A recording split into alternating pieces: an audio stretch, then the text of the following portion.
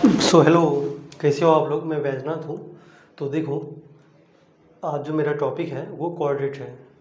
क्या बोला मैंने कि आज का जो टॉपिक है वो कोऑर्डिनेट है। इससे पहले हम लोगों ने इतने सारे फाइलम कर रखा है। हम लोग, आपको पता है कहाँ से स्टार्ट किया था? पहले तो हम लोग सबसे पहले बेसिक क्लासिफिकेशन देखा था कि किस बेस पर ऑर्गेन सिस्टम है, सेलुलर है, टिश्यू है। बेसिकली हम लोग लेवल ऑफ ऑर्गेनाइजेशन की बात कर रहा हूँ। उसके बाद सिमेट्री देखा था, सिलोम देखा था, जर्म लेयर देखा था। इतना सारी चीज़ें देख रखा है क्या। उसके बाद Porifera, coelenterate, Ctenophora, Platyhelminthes, एस्केल्मिन्थस, Annelida, है ना। सारे फाइलम देख रखा है। बस आज का जो टॉपिक है ये मेरा, ये इसका सेकंड लास्ट क्लास है।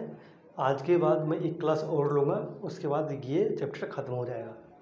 आज का जो टॉपिक है मेरा वो कोऑर्डिनेट है। सो आप लोग हेडिंग डालो कोऑर्डिनेट।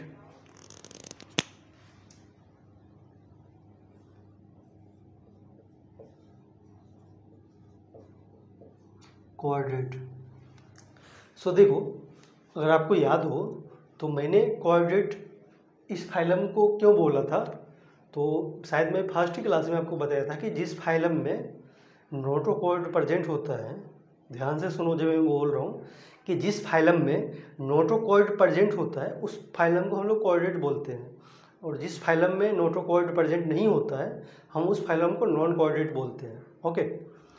अगर जो मैंने शायद एक नोट लिखवाया था, पॉलीफेरा से लेकर हेमिकॉर्डेटा, पॉलीफेरा से लेकर हेमिकॉर्डेटा तक क्या था कि उसमें नोटोकॉर्ड प्रेजेंट नहीं था।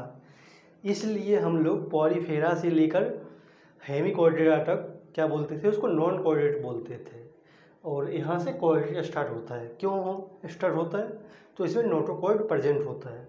सो जो सबसे इसका फर्स्ट पॉइंट आएगा वो लिखो आप लोग। पहला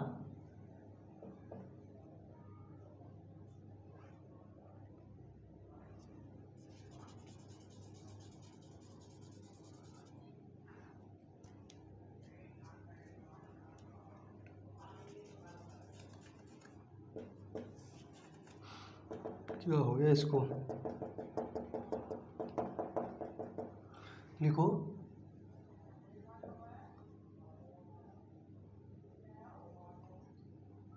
डोर्सल होल, नोटोकॉर्ड पर नहीं लिख लो, नोटोकॉर्ड। दूसरा पॉइंट इसमें क्या लिखना है कि कोऑर्डिनेट को अलग फाइलम से अलग बनाता है। इसमें एक डोर्सल होल और नर्व कॉर्ड होता है। इसे मैंने आपको पहले भी बताया था, बट मैं अभी फिर बताऊंगा। एक फिगर बना रहा हूँ यहाँ पर, उसको मैं एक्सप्लेन करूँगा, बट अभी के लिए लिख लो आप लोग। डोर्सल, डोर्सल होलो, होलो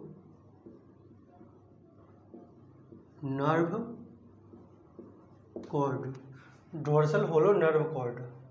तीसरा जो इस पर लिखना है, इसमें तीसरा जो पॉइंट लिखना है, इसमें पेयर्ड फेरेंजियल गिल स्लिट होता है। क्या ये क्या होता है मैं आपको बताता हूँ अभी। पेयर्ड, पेयर्ड फेरेंजियल, फेरेंजियल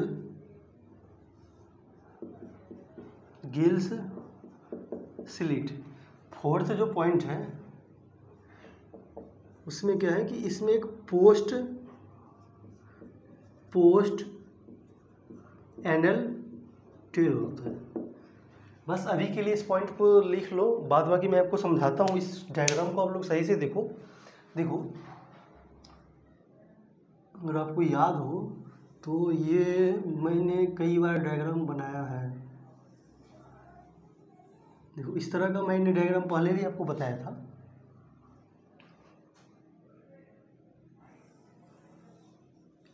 ये कुछ इस तरह से था,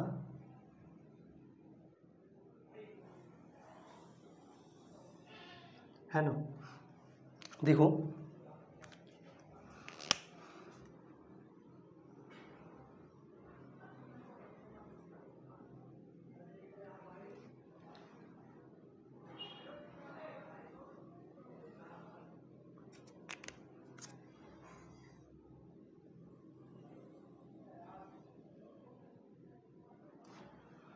ये जो आपको स्ट्रक्चर दिख रहा है, हम इस स्ट्रक्चर को हम लोग क्या बोलते हैं, नर्व कॉर्ड बोलते हैं, नर्व कॉर्ड। इसको हम लोग नोटोकॉर्ड बोलते हैं, नोटोकॉर्ड। और कॉर्ड सही से लिखो। और ये वाली पोर्शन जो आपको दिख रहा है, इस पोर्शन को हम लोग बोलते हैं पोस्ट एनल टेल। ओके। और ये जो आपको दिख रहा है, इस स्ट्रक्चर को हम लोग क्या बोलते हैं, पेयर्ड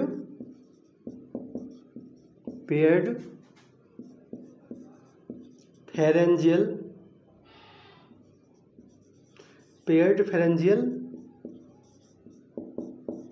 गिल्स स्लिट। ओके, देखो ये स्लिट्स है। इस फाइलम का ये जो कैरेक्टर है, फीचर है नोटोकॉर्ड, ये आपका पोर्शन डोर्सल है और नीचे का वेंट्रल होता है। इस पोर्शन को हम लोग डोर्सल बोलते हैं और इसको नीचे वाले पोर्शन को हम लोग वेंट्रल बोलते हैं। तो ये नोटोकॉर्ड है, अब दिख रहा है आपको सही से। दूसरा है डोर्सल होलो नर्व कॉर्ड, ये जो है इसको हम लोग नर्व कॉर्ड बोलते हैं। उसके बाद पेड फेरेंजियल गिल स्लिट होता है। उसके बाद ये वाला जो है पोस्ट एनल टेल है। देखो, जिन बच्चों को नहीं पता नोटोकॉर्ड और डोर्सल होलो नर्व कॉर्ड क्या होता है, तो मैं आपको 1 मिनट में समझा देता हूँ। देखो, जब ये जो एम्ब्रायनिक स्टेज में होता है, मतलब कॉर्डेट की मैं बात कर रहा हूँ, कॉर्डेट जब एम्ब्रायनिक स्टेज में होता है तो इसमें ये जो है नोटोकॉर्ड पाया जाता है। ओके, ये नोटोकॉर्ड पाया जाता है। बट जब टाइम के अकॉर्डिंग कॉर्डेट, ये मेमल्स बोल लो आप लोग, जब बड़े होते हैं तो क्या होगा कि इसका नोटोकॉर्ड जो है वो वर्टिब्रल कॉलम में, जो आपके बैक साइड में है वर्टिब्रल कॉलम, उसमें कन्वर्ट हो जाता है। ओके, और वर्टिब्रल कॉलम अगर मान लो कि जैसे देखो ये मैं आपको समझाता हूँ। देखो,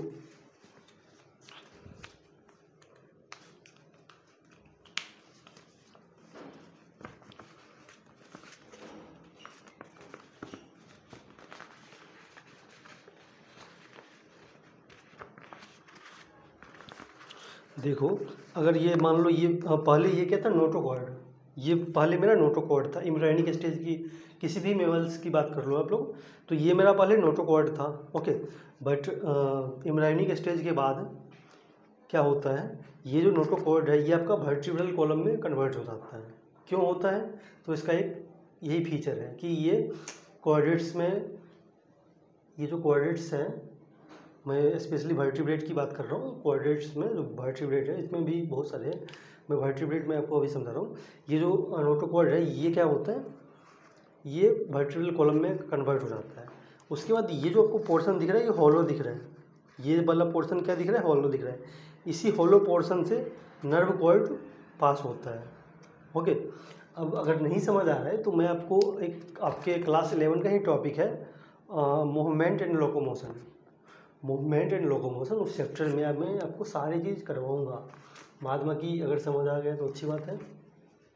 ओके, तो हम लोग अब इसको कोऑर्डिनेट्स को डिवाइड कर लेते हैं। कोऑर्डिनेट्स अगर देखोगे तो 3 पार्ट में डिवाइड है।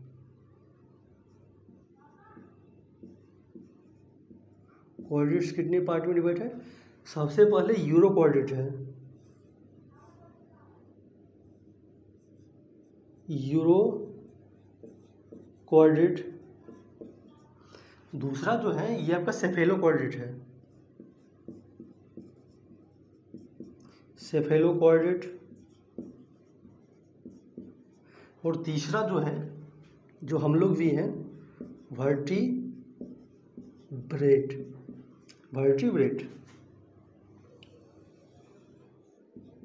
ओके,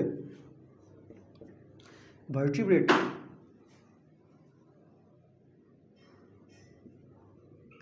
ये 3 पार्ट में डिवाइड है। ओके, देखो ये जो यूरो कोऑर्डिनेट है, यूरो कोऑर्डिनेट को हम लोग टूनिकेट भी बोलते हैं। क्या बोलते हैं, टूनी।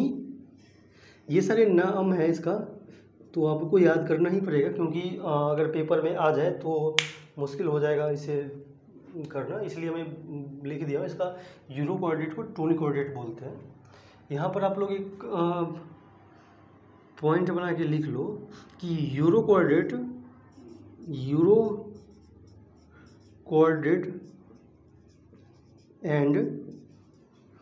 And cephalo coordinate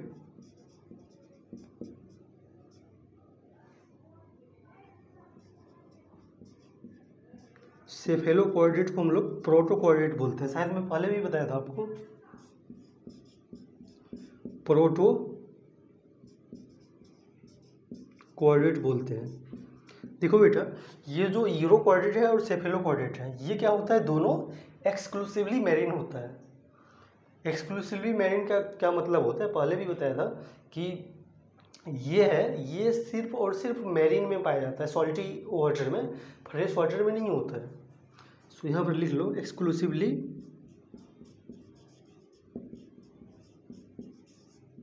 exclusively marine. Okay, अब हम लोग 1 बाय 1 करके सारे क्लास को देखेंगे। पहला यूरो कोऑर्डिनेट जो है, urochordate, cephalochordate and vertebrate, तीनों को देखना है हम लोगों को। तो पहले आप लोग इसको लिखो।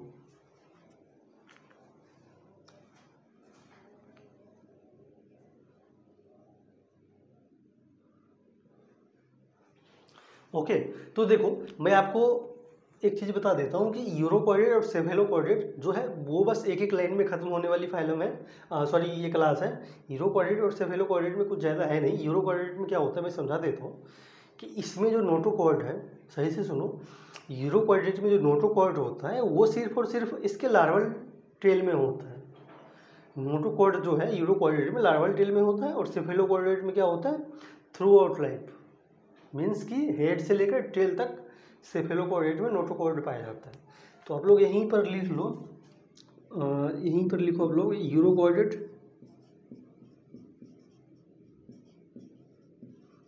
कोऑर्डिनेट, इसमें लिखो नोटोकॉर्ड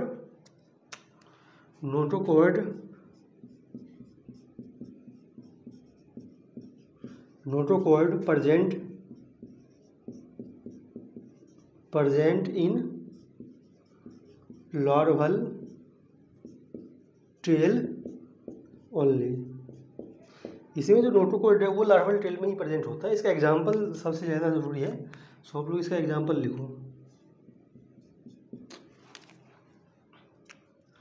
लिखो एसिडिया,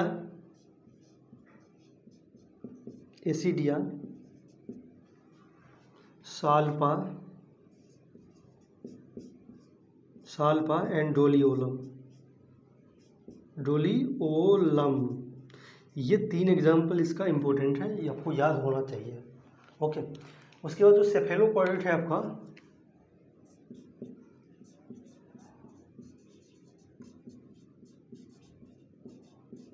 सेफेलो जो कोऑर्डिनेट है वो बेसिकली इसमें नोटोकॉर्ड जो है वो थ्रू आउट लाइफ प्रेजेंट होता है। Notochord present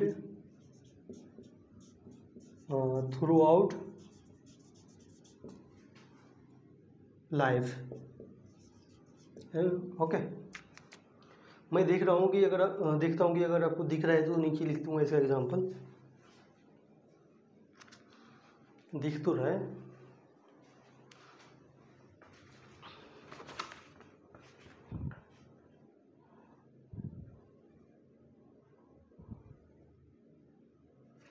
okay. सो इसी का यहाँ पर एग्जांपल लिख लो आप लोग। लिखो यहाँ पर, इसमें एक ही एग्जांपल है, इसको और भी नाम से जाना जाता है, ब्रैंकियोस्टोमेटा,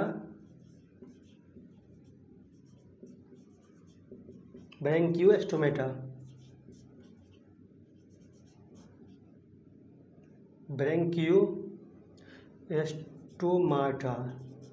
देखो इसको एम्फीएक्सिस भी बोलते हैं, या फिर लेंसलेट।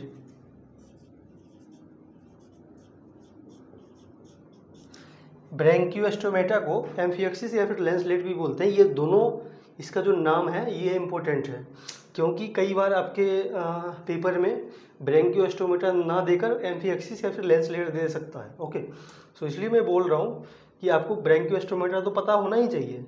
ब्रैंकियोस्टोमीटर के अलावा एम्फिएक्सिस और लेंस-लेयर ये दोनों टर्म पता होना चाहिए। ओके, सो अब जो मेरा टॉपिक होगा वो वर्टिब्रेट होगा। बस हो गया ये इसका, तो आप लोग इसको लिखो, उसके बाद मैं मिटाता हूँ।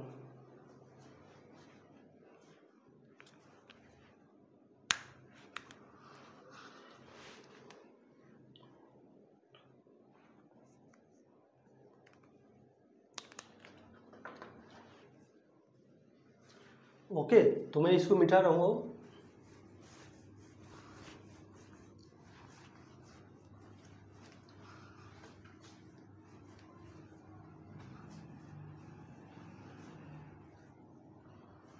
इसको भी मिटा देता हूँ।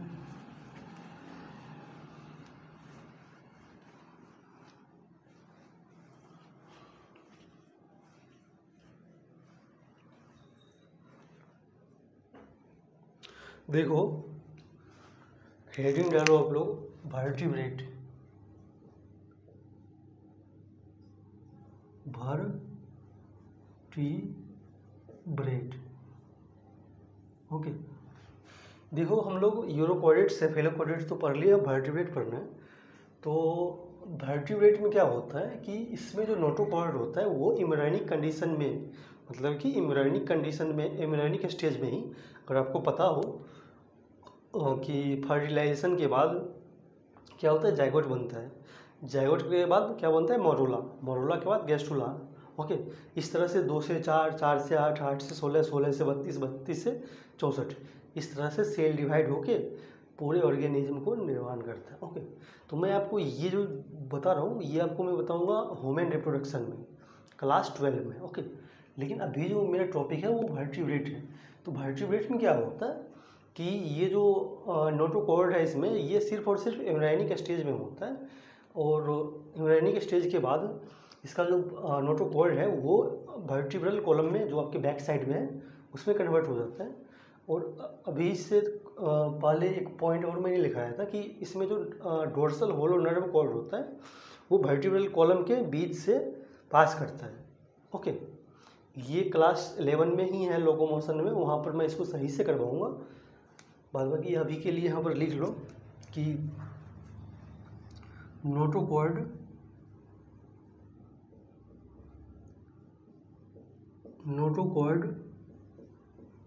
present in embryonic stage only. देखो, मैं आपको करवाने के लिए सारी चीज़ इधर उधर खिचड़ी पका दूंगा, जिससे होगा क्या कि आप भी कंफ्यूज रहोगे और समझ नहीं आएगा। ओके, तो मैं ये सोच रहा हूँ कि आप इस तरह से पढ़ो कि जो टॉपिक में अगर कोई वर्ड आपको नहीं पता हो तो आप उसको अंडरलाइन कर लो और एक कॉपी बना लो, एक कॉपी बना लो, और उस पॉइंट को आप लोग बार बार देखो कि हाँ ये नहीं आ रहा है। बाद बाकी टाइम के अकॉर्डिंग आपका जैसे जैसे सिलेबस ख़त्म होगा तो आपको धीरे धीरे चीज़ें आएगा, क्योंकि देखो चीज़ों को कनेक्ट करने में टाइम लगता है। अब ये तुरंत कनेक्ट नहीं होता है, धीरे धीरे एक चीज़ को सीखते जाओ, बाद बाकी हो जाएगा। ओके, उसके बाद notochord present in embryonic condition only in adults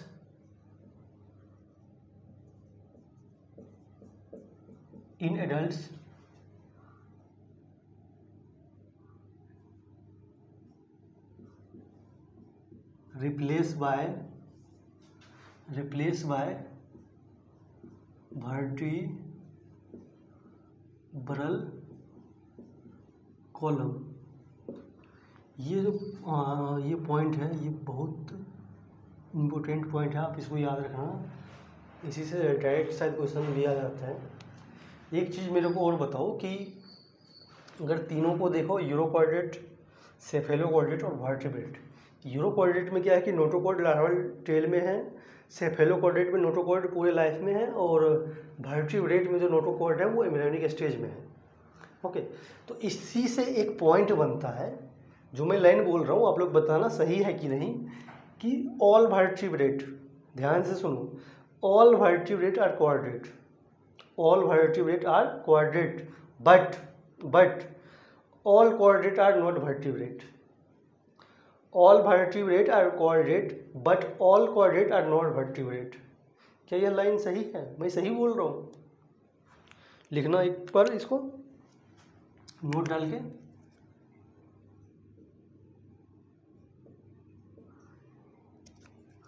all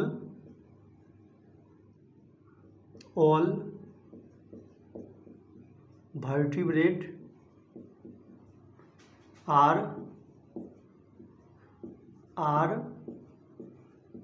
quadrate but all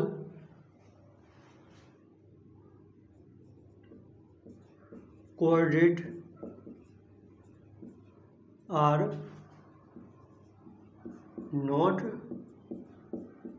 vertebrate। ये लाइन बिल्कुल सही है। मैं क्यों बोल पा रहा हूँ तो देखो आप लोग कि वर्टिब्रेट में जो नोटोकॉर्ड है वो एम्ब्रायोनिक कंडीशन में है और यूरोकॉर्डेट में नोटोकॉर्ड लार्वल टेल में है और सेफेलो में क्या है, थ्रू आउट लाइफ है। तो अब बेस सी बात है कि जो वर्टिब्रेट होगा वो कॉर्डेट होगा, क्योंकि कॉर्डेट होने के लिए बेसिक क्राइटेरिया क्या है, नोटोकॉर्ड प्रेजेंट होना चाहिए, चाहे किसी भी लाइफ में हो, एडल्ट में हो, एम्ब्रायोनिक में हो, लार्वल में हो या फिर थ्रू आउट लाइफ हो। उसका तो एक ही क्राइटेरिया है कि उसमें नोटोकॉर्ड प्रेजेंट होना चाहिए। देखो मैं फिर से बोल रहा हूँ कि कॉर्डेट होने के लिए क्या है कि नोटोकॉर्ड प्रेजेंट होना चाहिए। नोटोकॉर्ड किसी भी स्टेज में हो उससे कोई फर्क नहीं पड़ेगा, उससे डैश फर्क नहीं पड़ेगा। फर्क ये पड़ता है कि बस नोटोकॉर्ड प्रेजेंट होना चाहिए। यूरोकॉर्डेट, सेफेलोकॉर्डेट और वर्टिब्रेट तीनों में नोटोकॉर्ड प्रेजेंट है। देख रहे हो, तीनों में नोटोकॉर्ड प्रेजेंट है, चाहे किसी भी स्टेज में। इसमें एम्ब्रायोनिक में है, इसमें लार्वल में है और इसमें तो थ्रू आउट लाइफ ही है। बट वर्टिब्रेट के लिए क्राइटेरिया क्या है कि नोटोकॉर्ड जो है एम्ब्रायोनिक स्टेज में होना चाहिए।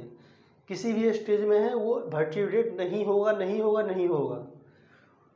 अगर एम्ब्रायोनिक स्टेज में है तो वो वर्टिब्रेट होगा। ओके, बस यही लाइन था, हो गया। अब हम लोग इसको डिवाइड करेंगे कि वर्टिब्रेट में भी बहुत सारे चीज़ें हैं, तो इसको मिटाते हैं और लिखते हैं।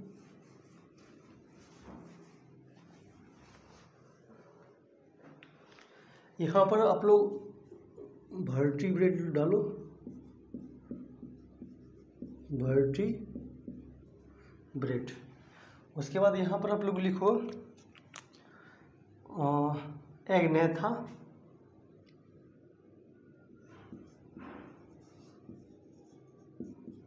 एग्नेथा, नेथो, एस्टोमा। एस्टोमेटा है या एस्टोमा है? एस्टोमेटा। ओके,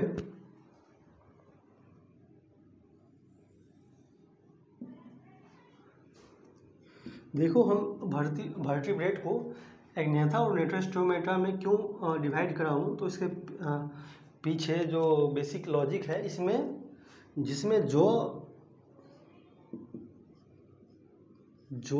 इसमें क्या है, अब्सेंट है, और इसमें जो है प्रेजेंट है। अब ये जो क्या होता है भैया, तो देखो ये आपका माउथ है, ये आपका माउथ है। माउथ का जो ऊपर का पार्ट है अपर पार्ट है और नीचे लोअर पार्ट है। तो इसके अंदर का जो एरिया है जो माउथ को कंटेन करता है, अपर पार्ट लोअर पार्ट सारे मिलाकर तो माउथ बनता है। सो इस पार्ट को हम लोग क्या बोलते हैं, जॉ बोलते हैं। ये जो आपका मतलब दांत, टीथ जो फिक्स है, किस में फिट है, किस में फिक्स है, जॉ में ही फिक्स है ना। तो अगर जॉ में प्रेजेंट है तो नेथोस्टोमेटा बोलते हैं। अगर यहाँ पर जी साइलेंट है, नेथोस्टोमेटा में जी साइलेंट है, और अगर जो एब्सेंट है तो हम एग्नेथा बोलते हैं। इसमें एक ही है, इसको हम लोग साइक्लोस्टोमेटा बोलते हैं। इसमें एक ही क्लास है, साइक्लोस्टोमेटा।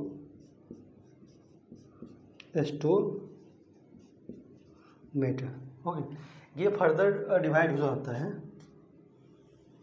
इसको लिम्ब्स और फिन्स, लिम्फ्स और फिन्स के बेस पर डिवाइड करते हैं। अगर मान लो पाइसेज और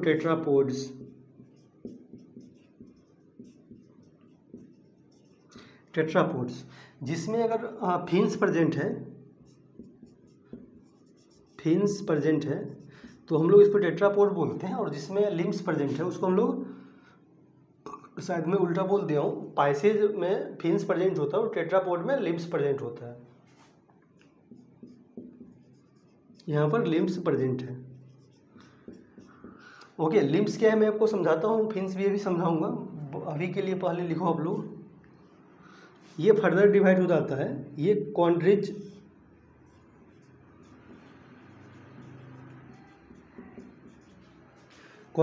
थिस और ऑस्ट्रिच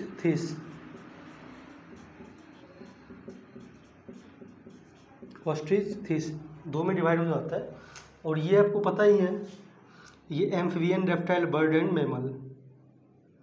इसको किस तरह से लिखोगे, इस तरह से लिखो,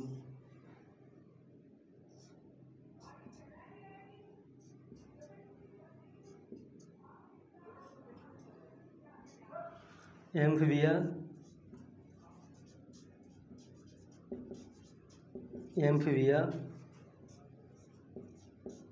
रेप्टाइल, बर्ड एंड मैमल।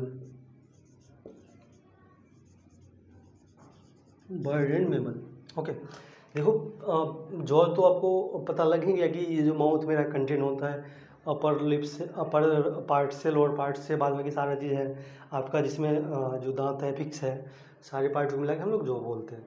अगर जॉ नहीं है तो अग्नेथा बोलते हैं, और जॉ प्रेजेंट है तो नेथोस्टोमेटा बोलते हैं। इसका सबसे अग्नेथा में एक ही है, साइक्लोस्टोमेटा। बाद बाकी नेथोस्टोमेटा में अगर जॉ के बाद फर्दर डिवाइड हो जाता है। अगर जिसमें फिन्स प्रेजेंट होता है, अगर आप फिश देखोगे तो फिश के ऊपर मान लो, मैं आपको अभी फिश बना भी रहा हूँ, फिश में फिन्स प्रेजेंट होता है, और जैसे हम लोग हैं तो हम लोगों में क्या है, लिम्स है। ये क्या है, हम लोग इसको लिम्स बोलते हैं,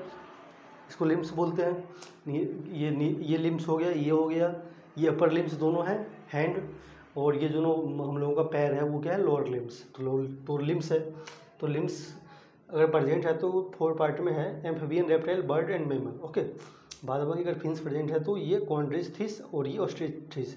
ये एक बोनी फिश है और ये कार्टिलेजिनस फिश है। मैं आपको अभी बताऊंगा इसको, आज की क्लास में तो ये नहीं हो पाएगा, कल हम लोग पढ़ेंगे इसको और इसको, 2 ये और 4 ये, कल ख़त्म हो जाएगा मेरा।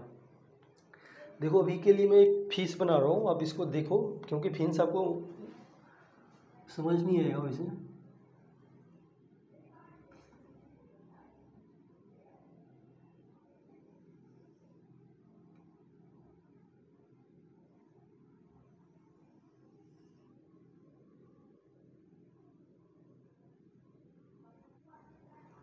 ओके,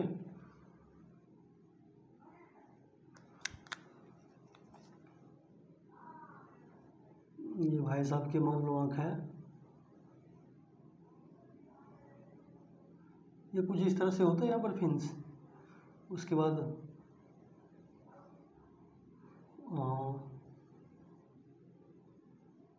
मान लो यहाँ कुछ फिन्स है, यहाँ फिन्स है ना। उसके बाद अगर मछली देखोगे तो ये जो गिल्स है, गिल्स के साइड में भी फिन्स होता है। तो अब उसको तो मैं हवा में कहाँ बनाऊँगा, हवा में तो बनाऊँगा नहीं, यहीं बनाऊँगा। ये साइड का जो फिन्स होता है ये है, ये भाई साहब का आँख है।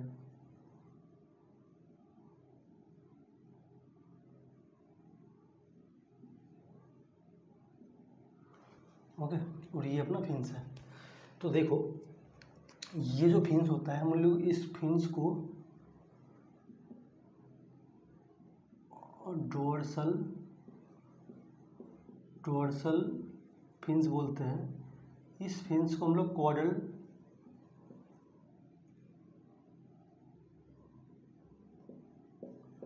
कॉर्डल फिन्स बोलते हैं।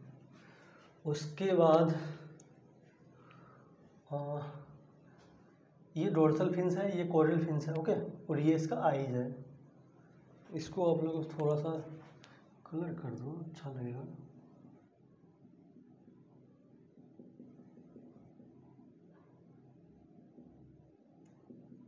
ओके, लिखो आप लोग।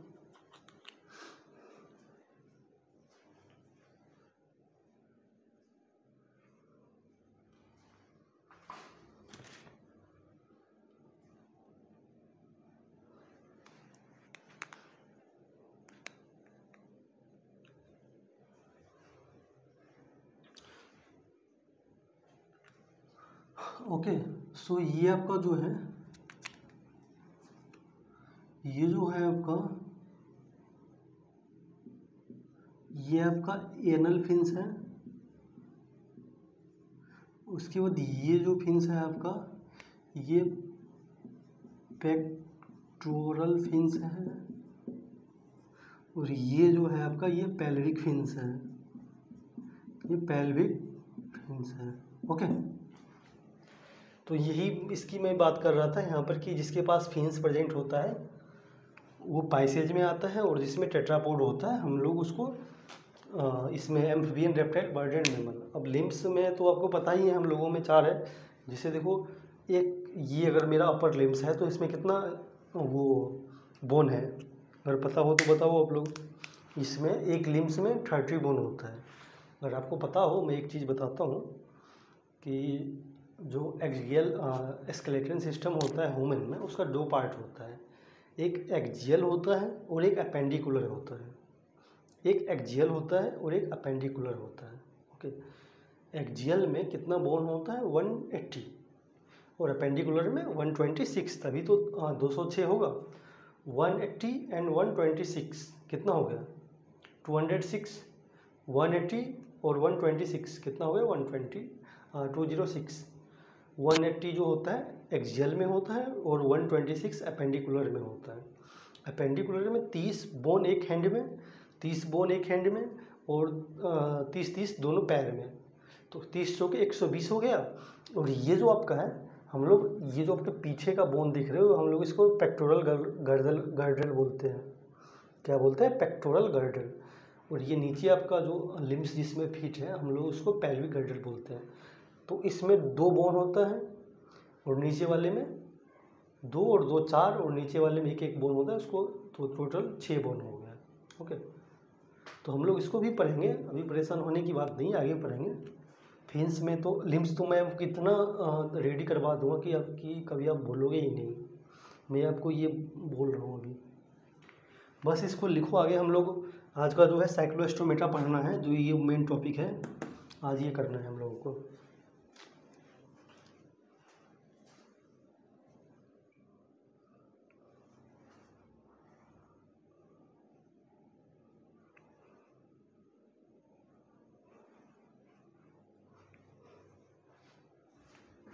ओके, सो मैं मिटा रहा हूँ।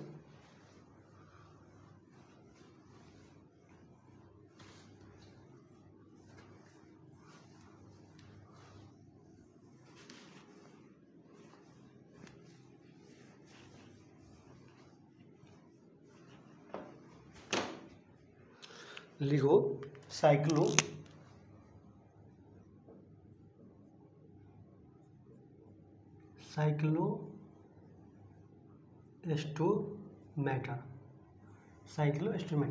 साइक्लोस्टोमेटा ये जो ऑर्गेनिज्म होता है, ये फिश पर इक्टोपैरासाइट होता है।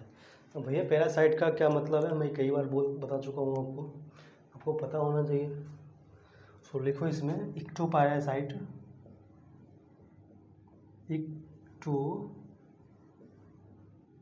Parasite on some fish. दूसरा पॉइंट लिखो, beer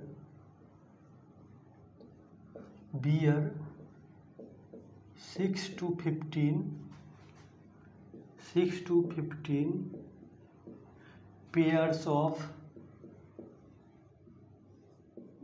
gills ciliate for respiration. इसके पास 6 से 15 गिल स्लिट होता है, वो भी पेयर में होता है। किसके लिए होता है? रेस्पायरेशन के लिए होता है। अब गिल स्लिट क्या है मैं अभी तुरंत बताया हूँ इससे पहले वाले स्लाइड पर, तो आपको पता होना चाहिए। उसके पास जो माउथ होता है वो सकिंग एंड सर्कुलर टाइप का होता है। माउथ जो होता है सकिंग एंड सर्कुलर टाइप का होता है। देखो इसके पास सकिंग एंड सर्कुलर माउथ क्यों होता है, तो आपको पता ही है इसके पास जॉ नहीं है। इसके पास क्या नहीं है? जॉ नहीं है। तो ऑब्वियस सी बात है कि किसी चीज़ को अगर मान लो किसी खाना को लेगा तो सकिंग करेगा ही, सक करेगा। सर्कुलर इसका माउथ होना चाहिए और सक करेगा, अंदर की तरफ खींचेगा, क्योंकि जॉ इसके पास तो है नहीं। ओके, उसके बाद देखो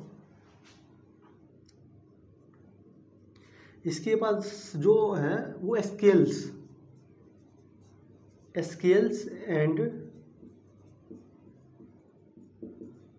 पेयर्ड फिन्स क्या होता है? एब्सेंट होता है। इस तरह से लिख लो, इसके पास स्केल्स एंड पेयर्ड फिन्स क्या होता है? एब्सेंट होता है। अब स्केल फिन्स तो एब्सेंट होना ही चाहिए। अभी मैं तुरंत बताया हूँ कि जिसके पास जॉ था उसको हम लोग उसमें नेथोस्टोमेटा में डाला था, और जिसके पास जॉ नहीं था उसको एग्नेथा में डाला था। तो जो फिन्स था उसमें था नेथोस्टोमेटा में। उसके बाद स्केल, अगर आप रेहू अगर मछली जानते होइएगा, तो अगर मान लो ये रेहू मछली मेरा है,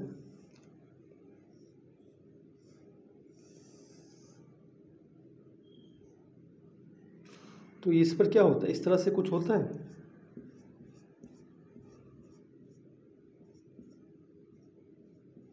रेहू मैं इसलिए बोल रहा हूँ कि रेहू आज मतलब हमेशा मार्केट में अवेलेबल होता है और देखने को मिलता है। तो ये क्या है? इसका स्केल्स है, ये स्केल्स है, इस पर ये एब्सेंट होता है। ओके, सो लिखो आप लोग इसको।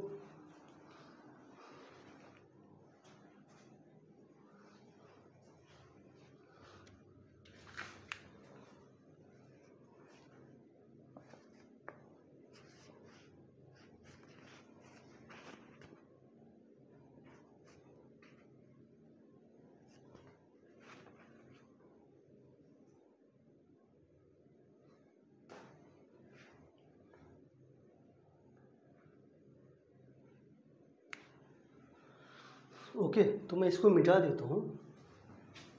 यहाँ पर एक और पॉइंट लिखना है 5th नंबर में, कि इसका जो क्रेनियम होता है,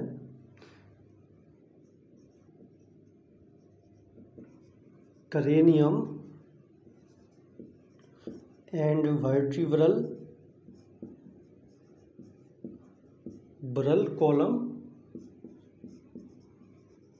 कॉलम क्या होता है? कार्टिलेजिनस होता है, बोनी नहीं होता है। आगे वाले जितना भी चीज़ें हैं नेथोस्टोमेटा में, वो सारे का सब में क्या होगा? एक फिश जो है, फिश में देखेंगे कि एक में बोनी है, एक कार्टिलेजिनस है, बाद बाकी सब में वो उसमें बोनी होगा, बट इसमें क्या है? कार्टिलेजिनस है, कार्टिलेजिनस। ओके, इसका क्रेनियम एंड वर्टिब्रल कॉलम क्या होता है? कार्टिलेजिनस होता है। देखो इस क्लास में साइक्लोस्टोमेटा में एक पॉइंट सबसे इम्पोर्टेंट है, अगर क्वेश्चन बनने की चांस इस फाइलम से होता है तो ये इसका सबसे अच्छा कैरेक्टर आ जाता है, क्योंकि ये अलग है। ये नंबर याद रखना, ये नंबर आप लोग याद रखना। और बाद बाकी इसमें क्या होता है इस क्लास के मेंबर में, कि ये तो मैरीन होता है, ये इसका जो हैबिटेट है ये आपको फ्रेश वाटर में नहीं मिलेगा, ये आपको मिलेगा मैरीन में। बट इसको जब एस्पोनिंग करना होता है, एस्पोनिंग का मतलब मैं आपको बताता हूँ। जिसे देखो, जिसमें फर्टिलाइजेशन एक्सटर्नल होता है, जिसे मैक्सिमम फिश में देखोगे तो क्या होता है? स्पर्म क्या होता है? स्पर्म उसको पानी में छोड़ देता है। मेल क्या करता है, स्पर्म पानी में छोड़ देता है, फीमेल भी अपना ओवम पानी में छोड़ देती है। बाद बाकी वो दोनों मिल के आपस में फर्टिलाइजेशन होता है, उसके बाद बच्चे उससे होते हैं। तो हम लोग इसको एक्सटर्नल फर्टिलाइजेशन बोलते हैं। और स्पॉनिंग क्या होता है, तो जो आप स्पर्म को या फिर ओवम को रिलीज कर रहे हो वाटर में, इस प्रोसेस को हम लोग स्पॉनिंग बोलते हैं। क्या बोलते हैं, स्पॉनिंग, SPAWING, स्पॉनिंग, सही है, स्पॉनिंग बोलते हैं। स्पर्म मेल से और ओवम फीमेल से जो वाटर में छोड़ देते हैं, उस प्रोसेस को हम लोग स्पॉनिंग बोलते हैं। तो मैं ये बोल रहा था कि इस फाइलम के इस क्लास के जो मेंबर हैं वो तो मेरिन में पाया जाता है, बट जब इसको बच्चे, ऐसे बोल लो कि बच्चे पैदा करने होते हैं तो इसको फ्रेश वाटर में जाना पड़ता है। जब इसको बच्चे पैदा करने होते हैं तो ये फ्रेश वाटर में जाता है, और फ्रेश वाटर में जाकर स्पॉनिंग करता है। और अगर स्पॉनिंग हो गया तो उससे बच्चे पैदा हो गया। उसके बाद मेटामॉर्फोसिस एक प्रोसेस होता है, मेटामॉर्फोसिस,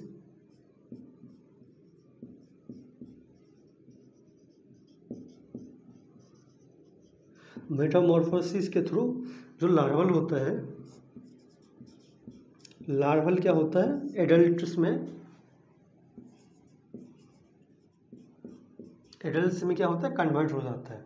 ओके, लार्वल जो है वो एडल्ट्स में कन्वर्ट हो गया, बाद बाकी जो पेरेंट्स है इसका वो मर जाता है।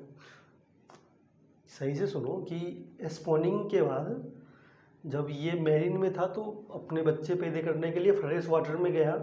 फ्रेश वाटर में जाने के बाद इसका जो लार्वल था वो एडल्ट्स में कन्वर्ट हो गया, और जो पेरेंट्स था वो मर गया। बस इस पॉइंट को आप ऐसे ही लिखो कि they are marine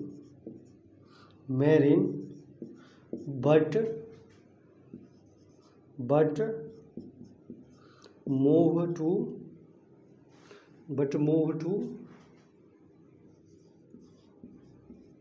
fresh water for spawning। Spawning के लिए आपको मैं बता ही दिया हूँ स्पॉनिंग क्या होता है, फ्रेश वाटर में माइग्रेट करता है। यहाँ पर एक और पॉइंट लिख लो, आफ्टर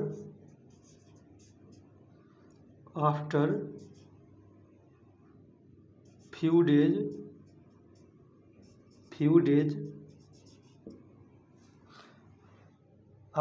डेज ऑफ स्पॉनिंग लिखो इसे करके, after few days of spawning they die। Okay, एक मैं चीज़ देख रहा हूँ अभी,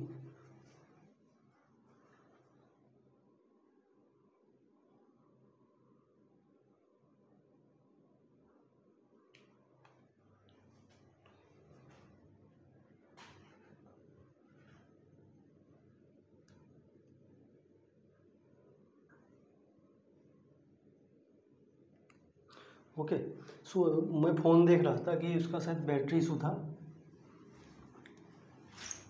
यहाँ पर इसका एग्जांपल लिखो आप लोग, इसको लिख लिए सही। एक बार मैं फिर रिपीट कर देता हूँ कि देखो ये वैसे तो फ्रेश वाटर होता है, बट जब इसको स्पॉनिंग करना होता है, स्पॉनिंग का मतलब ये है कि स्पर्म मेल और ओवम फीमेल अपने दोनों अपने आप को उसमें वाटर में रिलीज करता है, तो उसके बाद फर्टिलाइजेशन होता है। इस टाइप के फर्टिलाइजेशन को हम लोग एक्सटर्नल फर्टिलाइजेशन बोलते हैं। और एक्सटर्नल फर्टिलाइजेशन मैं इतना बार बोल चुका हूँ कि पूछो मत। सो आपको बस पता होना चाहिए। हाँ, इसमें ये आप याद रखो सही से। बाद बाकी इसका एग्जाम्पल है, एग्जाम्पल में लिखो पेट्रोमाइजोन,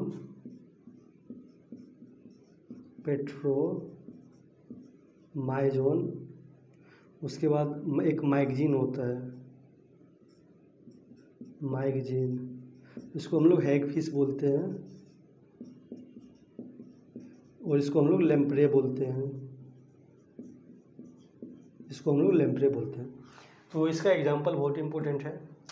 बाद बाकी इसका जो पेट्रोमाइजोन ये है, इसको लेम्प्रे बोलते हैं, और मैगजीन हेगफिश है। अगर आप पेपर देखोगे, PYQ लगाओगे या फिर किसी भी इंस्टीट्यूट का पेपर देखोगे, तो आपको इसका लेम्प्रे के जगह पेट्रोमाइजोन की जगह पर लेम्प्रे दिया होगा, या फिर मैगजीन की जगह पर हेगफिश दिया होगा।